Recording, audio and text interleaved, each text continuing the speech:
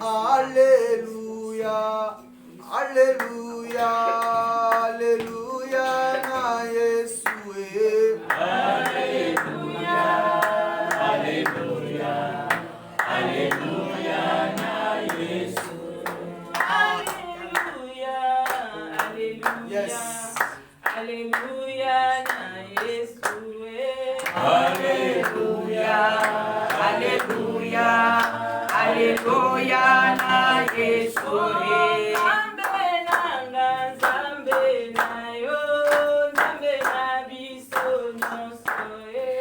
Alléluia, Alléluia, Alléluia, na Yeshua. Alléluia, Alléluia, Alléluia, na Yeshua.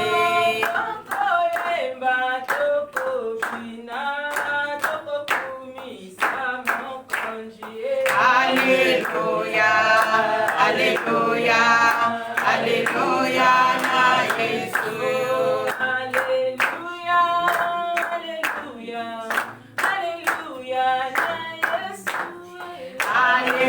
Alléluia, Alléluia, Alléluia, na Yeshua.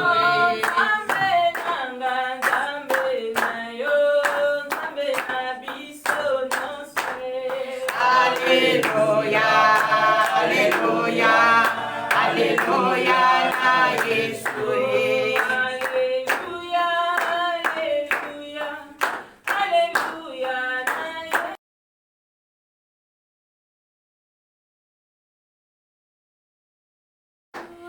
Alléluia, Alléluia, Alléluia, na Yeshua. Tubondeli pour na moment ya 15 minutes na biso exhortation tubondela lelo.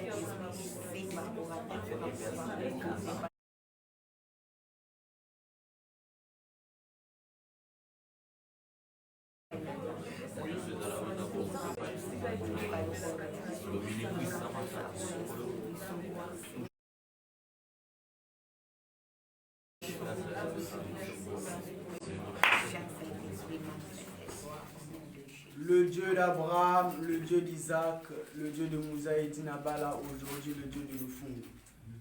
Papa, je viens à toi au nom de Jésus-Christ de Nazareth. Par mon intelligence, je ne peux absolument rien faire. Nakokite koloba makambo oyo touché libota na yo nzamba bomoyo.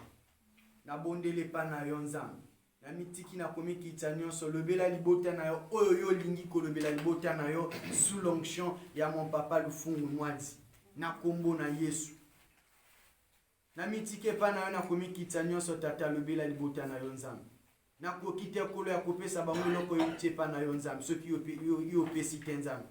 Muta pesa keza yo tata muta lamba keza yo. Nazala kaka serveur éternel Dieu de gloire on a ko servir bilei na yo kolo na bikamo na mokolo na lelo. Na bondele pa na yo kolo au nom de Jésus. Amen. Amen. Amen amen. Amen. Nazala sune sengo ya komona bino na mokolo na lelo. Amen. Amen. Namoni lokuli sengo ezate. Ezali. Est-ce que sengo eza? Eza makasi. Esengo ezali. Ezali. Tango bana nzambe basanganaka, il faut esengo ezalaka. Amen. David alobi nazana esengo tango bazoloba nga allons dans la maison de l'Éternel. Kokene na ndako na nzambe eza bisika o ba malédiction ya famille na biso ezalaka brisé. Amen. Amen. Amen. Tango zoya na o esika ba malédiction ya famille na yo umela tango mulai eza kokanga mabota na yo tango mulai ekozala brisé na we. Amen. So voilà David aza koloba na Psaume chapitre 30 verset 3. La Bible déclare que du sanctuaire vous envoie du secours, c'est-à-dire bisika et santu etinda bino secours esika santu eza wapi na ndako na Nzambe. Amen. Esika wana ndeko etinda yo secours, c'est-à-dire que ba malédiction na tango eza na bomoi na tango ina o esika insanto eza ko briser ba malédiction au nom de Jésus. Amen. Lelo na memeli bino sous thème na kati ya thème na biso thème na ngweza nini? Ils ont fait l'erreur de te laisser venir ici. Amen. Aïe. Alléluia. Na sentir yo te. Amen. Na sentir ba maman te, na sentir ba papa te. Alléluia. Basali erreur ya kotika yo koya na we esika na ba malédiction. Amen. Alléluia. Amen. Bayebi ke bataba otutukati na bomoi na yo obonga te. Bayebi ke bataba otutukati na yo obotaka te. Bayebi ke bataba otutukati na yo ozalaka kaka ndenge ozali. Mais basala ki erreur sikoyo ya kotika yo oyaka na assemblée de Dieu la grâce. Alors que baza ko bossa na ke Nzamba la grâce aza Nzamba bomoi. Amen. On arrive. Totani rapide na liloba na Nzambe na livre ya Juge chapitre 16. Verset 20, totani na komo na kino na 22.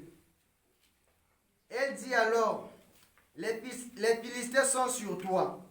Samson, il se réveilla de son sommeil et dit, je m'en sortirai comme les autres fois. Et je dégagerai. Il ne savait pas que l'Éternel s'était retiré de lui. Les Philistins le saisirent et lui crevèrent les yeux. Ils firent des cendres à Gaza et le lièrent avec chaînes, des reins. Ils tournaient les muelles dans la prison. Cependant, les cheveux de sa tête recommençaient à croître depuis qu'il avait été rasé. Amen, amen. Amen. Awa totangi histoire weza histoire ya Samson na Delila. Amen, amen. Amen. Samson aza mwana ya j'ai oublié même le nom de son père. Attendez un peu. Manoche. Le nom de son père c'est Manoche. Maintenant, abandaki kobota tena mama ya Samson. Et comment kina moment moko nzamba ekobimela mwasi ya koloba neke okozwa zeme okobota mwana ngonde moto akosunga libota na nzambe. Na ko vision oyo azwaki to pe révélation ange apesa kina mwasi ayaka kobota mwana. Maintenant mwana botaki wana révélation l'obama qui était et kozana quelque chose et kozala likolo ya mutu na ye. Amen. Secret na ye kozala likolo ya mutu na ye. Amen. Na mutu wapi na suki. Amen. Amen. Maintenant na suki wana eza bisika o Samson bana ko tirer force. Eza lolenge moko na yo. Ozana destin na yo. Ozana vision na yo. Ozana makambo no pour que le diable a détruire vie à moto, to pe ba faux pasteur ba détruire vie à moto ba simba kawapi. Amen. Amen. Parce que secret zawana, nzamba déposer biloko wana. Ce voilà mwana ki na mutu ya Samson ezalaki na 7 tresses. Or, cette tresse ezalaki na mutu ya Samson et bandaki ko symboliser cet esprit de Dieu. Et le binakati Apocalypse. Amen, amen. Amen. Or, na kati cet esprit de Dieu, na mwani na kati ya Esaïe, bazo symboliser nga ba cet esprit de Dieu, balobi l'esprit d'intelligence, balobi l'esprit de sagesse. Mais na mwani eloko moko eza très important, on a simbi eza ko se manifester na Samson, ezalaki l'esprit de force. Na kati ba cet esprit wana. Amen. Maintenant, et l'homme qui va se manifester dans Samson, ezalaki nini? L'onction, il y a esprit, il y a force, ezalaki likolo ya Samson. Moi, ba Philistin, ba sala susu ingili, ezate. So ki bayi, Samson abeti bango. Moi, ba devenir likolo ya peuple na Nzambe, ezalaki te. Eza lolenge moko no benga mi mwana na Nzambe. Moi le diable ça sous ma kambando sala ezate. Et là koni nasali. Aluka ki atindela yo Delila. Amen. Maintenant Delila bomoina yo le londe de kolobela ezali nani. Delila bomoina yo. Ya libose za yo moko. Delila bomoina yo. Ezali orgueil. Eza ko fongo la porte, ba lié ya famille, eza ko fongo la porte, ba malédiction ya famille kanga yo. Delila bomoina yo. Eza posa na yo ya masumu ya nzoto oyo eza ko ozana yango. Amen. Delila bomoina yo. Eza posa ya kotonga oyo eza na yo. Delila bomoina yo. Eza posa ya ko critiquer, ya ko mépriser, ya ko tchola baninga eza na kati na vie na yo. Ya monde motezo fongo la porte ba malédiction na e yaka ko s'accaparer na vie na yo lolenge e yaka ko bayaka ko kanga Samson. Totangi awa bakanga ki Samson pourquoi? Parce que Samson akwata ki na kati ya distraction. Azwa ki secret na yasa ki nini? Abimisa ki yango. So voilà na iko pendo tuna te ko zwa ba secret intimité ya yo na Nzambe ko bimisa yango kilikilite. Amen. Ko bimisaka yango kilikili te. Nzambe soka loba na yo nini zwa yango bomba ngo kaka pona yo moko. Erreur wana salama ki na Joseph azwa ki problème na bande kone. Pourquoi? Azwa ki secret on Nzambe a révélé que a révélé yango na bande kona ye. Amen. Oye eze yo na Nzambe intimité zwa yango bomba ngo pona yo na Nzambe na yo. Solola na ye na secret rappeler ye na secret Nzambe wana okokisa yango. Basali erreur ya kotika yo oya na wesika. A cause ya Delila Samson bakangie. Akoti na kati ya prison. Yo ka maintenant place terme na biso efandi. Akoti na kati ya prison. Na kati ya prison de bakangaki Samson, ba bosalaki que il faut pas surveiller ce qui a Samson sa nini Ekola. basalaki horreur. Batika suki ya Samson ekola. Samson maintenant na mayela zalaki na yango azwi muta sa nini abombi. Pour que ba mona suki te. Na quel sens très loin na kati ya écriture na Nzambe, Bible lobi mettez sur vos têtes quoi? Le casque de salut. Oh na kati ya salut, il y a la délivrance. Amen. Samson azalaki emprisonné. Na moni tango onction ezoko matekolo ya suki neza ko botisa suki. Alobi soki bato ba moni suki na nga ba kosani ba kokata ngango. Tika ngana sani ni na bomba ngona salut. Tanga bombi yango. Bien aimé yoka. Abombi. Suki ezoko kola. Suki ezako kola, comment qui na moment moko ba comment ko sala fête. Erreur na bango ba surveiller que suki ya Samson te. Erreur na bango ba bosana ki que mafute utaka likolo ezako kita wapi likolo ya mutu ya Rona. Tango ezako kita likolo ya mutu ya Rona ezako kita na mandefu. Tika ngana yebisa yo ba sala ki erreur ya kotika yo koya na wesika. Amen. Bosana ki que Nzamba sali alliance na lufungu ezako kita mafuta na ye likolo ya sali na ye lufungu ezako kita na biso bana ezako briser ba chaîne ezako briser ba malédiction ezako briser makambo ya songolo to pe pakala bomo na biso elo na bango nde ngwana oyo bango basali batiki oya na wesika na ba malédiction ya pauvreté na ba malédiction ya kozanga boza na ba malédiction ya kozanga finance na ba malédiction ya kozanga vue batobola ki miso ya Samson spirituellement miso neza kotobola. Erreur na bango batiki yo oya na wesika. Babosani ke Nzamba lufunga za Nzamba ba jeter. Babosani ke Nzamba lufunga za Nzamba tikotak. Ezaki oh non Nzamba sala ka ba promesse tozelaka na tango mwele sala 12 ans. 12 ans te 13 ans te Abraham azaye yo ozayo. Tona yo za to ya Abraham te. To ya Abraham ezaye ya yo ezaye yo. Erreur na bango batiki oya na wesika. Laisse-moi te dire aujourd'hui ba malédiction libote na yo ya bakoko na yo ekozala briser lelo nazo yebisa yo ba malédiction ya bina na yo ozolanda nga na télé to pe na Facebook okoti poto c'est bien ok wapi c'est bien sache-le que ba malédiction neza ko réclamer yo na ndenge za ko réclamer etiki yo te erreur na bango su basali na yo ozolanda nga na ligne batika ki yolanda direct ya lelo lolenge batiki yolanda direct ya lelo ba malédiction les a brisé au nom de Jésus Jésus de Nazareth. Malédiction à kozanga liba les a brisé. Amen. Amen. Malédiction à kozanga mabote eza brisé. Amen. Amen. Malédiction zwa na ba quartier eza brisé. Amen. Malédiction ozwa na ba nzela ya ba désert ya ba Mali ya ba Mauritanie so ki wa eza brisé. Amen. Même ça la malédiction ya Sidi Moussa eza brisé. Amen. Na kombo na Yesu. Amen. So ki ba ko luka yo ba ko mona yo te. Amen.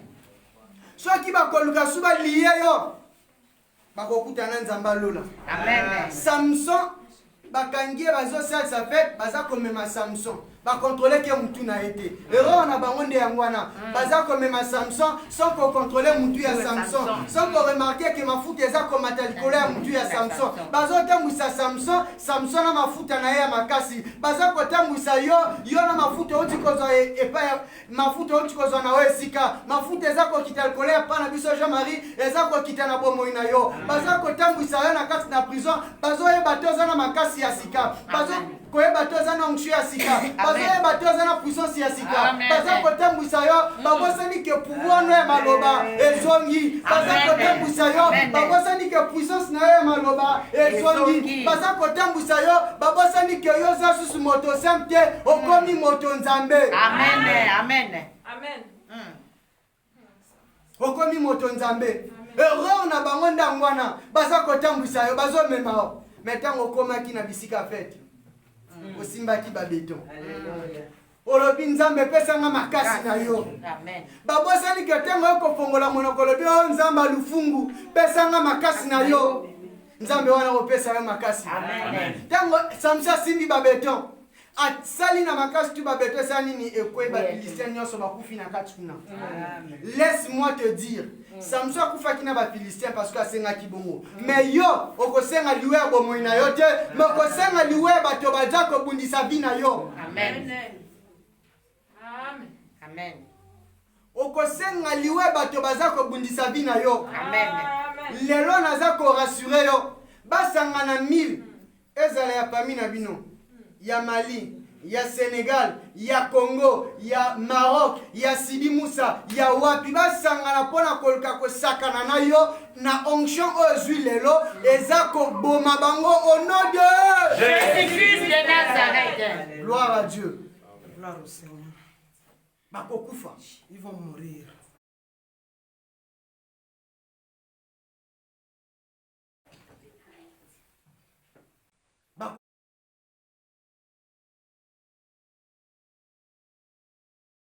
Bakokufa kaka lelo. Amen. Mourir pour Erreur na bango o basali les erreurs qu'ils ont commis, batiki yo zala na bomoi. ils t'ont laissé en vie. Erreur na bango basali Les erreurs qu'ils ont commis, batiki yo ya na esika. ils t'ont permis de venir dans ces lieux. Kotika o batiki yo ya na esika. Comme ils t'ont laissé de venir, Yo ipona osakana te. tu n'es pas venu jouer. O ipona olukelo na nzambe. Tu es venu chercher la face de l'Éternel. Pona nzambe akangola yo na Pour que Dieu puisse malédiction wana. te délivrer de la malédiction. Oyi pona nzambe abrise ba Tu es venu malédiction wana. pour que Dieu puisse briser Pona na la ajouter loko ya malédiction. makasi Qu'il kolikolo ajoute na la yango. force au-dessus. Pona na ajouter loko ya makasi koleka. Qu'il ajoute la force en plus. Non, eloko nga na niko ajouter koleka pona uti koluba.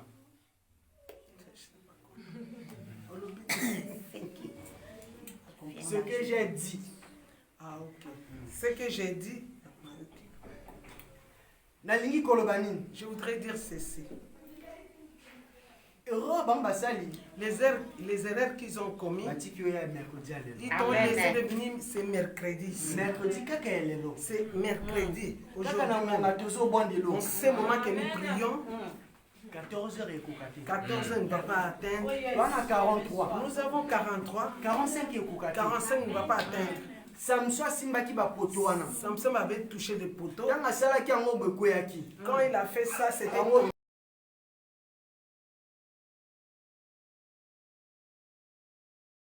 akufaki mbala tout le moko. monde était mort sur place. Naye koloba na yo lelo. Je voudrais te dire aujourd'hui, Kaka lelo. aujourd'hui même, Bademo ya liboki na les yo. démons de ta famille, Bamalédiction ya les baboko. malédictions de ta Oyo famille, ramasa na nzela. tout ce que tu as Oyo ramassé bato sur la route, balakela yo. tout ce que les Naye hommes ont koloba dit, na yo lelo. je viens te dire, Bazokufa lelo na ils vont bango. mourir aujourd'hui Amen. Na maloba na bango. avec leurs paroles. Na maloba na bango. Avec leurs paroles. Bazokufa na yango. Ils vont mourir avec ça. Ozotikala libre. Toi, tu restes Amen. libre. Ozotikala libre. Va rester Bademo bazokanga bazokanga tina yo bomate bademo bazokanga commerce na yo ekende liboso te bademo bazokanga mosala no ekende liboso te bademo bazokanga osala te bademo bazokanga voyage te bazokufa lelo yo ozovoyage bademo bazokanga osimba mbongo te ozosimba mbongo au nom de Jésus. Au nom de Jésus. Amen. Que la gloire soit rendue à Dieu. Amen. Nzambe na lola pambola biso pona exhortation.